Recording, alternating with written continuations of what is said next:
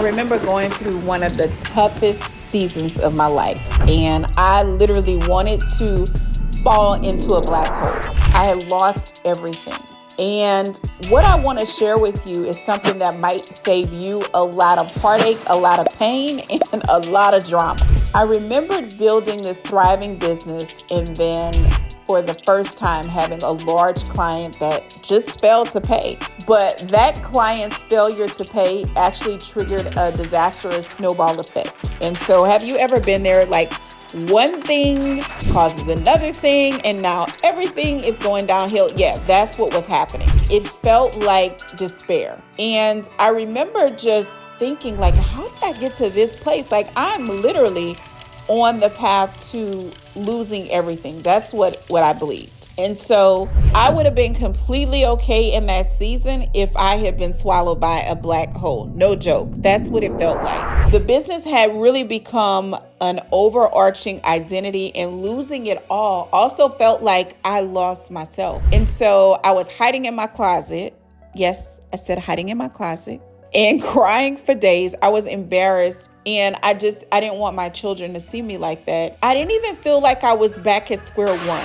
I felt like I was underneath square one. Everything's gone. I have $90 to my name. I am literally tied up in situations that I did not cause or I did not ask for. It was just a tough season. I would later realize that even in tough seasons, there is hope.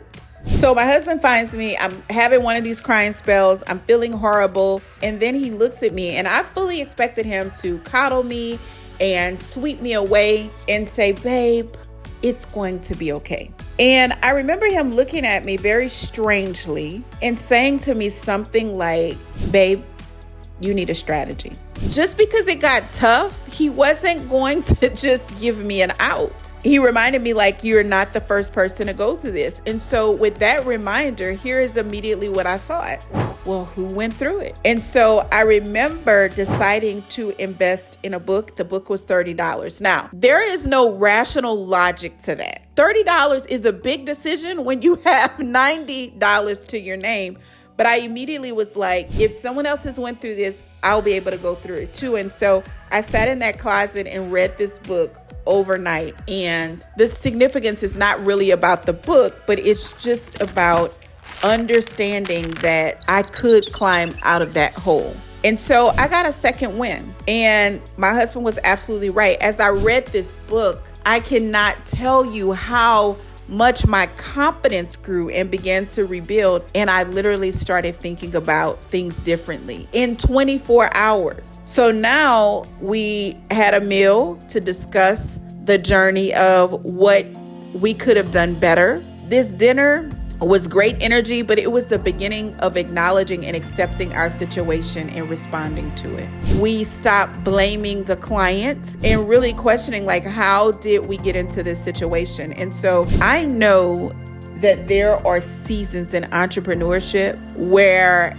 it is tough. And if we are not careful, we will focus on where we are and the outcome and dismiss the journey and the intention. And so I don't want you to do that. I want to shed light that as a second-time CEO, maybe even a third-time CEO, that there is always hope. Days later, I remember we received a call, which ended up leading to a check, and the turnaround started. And so I share this because this lesson was about taking ownership of what you can control, acknowledging what you can't control, and moving forward. But I cannot stress the importance, as I'm working with entrepreneurs, about having the right energy. The longer that I sat in my own feelings, the more nothing changed. I couldn't think clearly. I couldn't see clearly. And of course, I couldn't take clear action. Now, it was important that I feel the emotion. It was important that the emotion was acknowledged, which it was all of the above.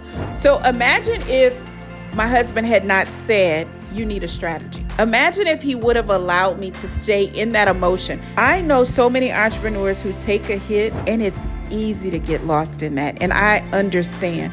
But remember, within every success story, there are so many smaller stories that lead to other victories in mountaintops. So in hindsight, that emotional disconnect is what helped me. And so what I was feeling helped me to gain the mental bandwidth, not for the next 10 years, but for today. I want to ask you what you need today. Who do you need to listen to? What book do you need to listen to today? Where do you need to go? Do you need to go sit in a restaurant? How do you need to shift your energy? What podcast do you need to listen to? There is hope in every tough season. And so I hope that this gives you an opportunity to focus on achieving the right mindset, the right entrepreneurial health, right? And so there is action that you can take daily, but the biggest thing is going to be taking inventory of what you have and what are the steps. And I assure you that as you begin to take action,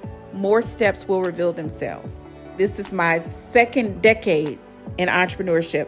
I am not saying this is an easy game, but it's so worth it. And it's worth it for those who stay the course and keep trying and keep showing up. So I'm here to tell you, it is okay to be a second, third, fourth, fifth time CEO. Just stay the course and keep trying.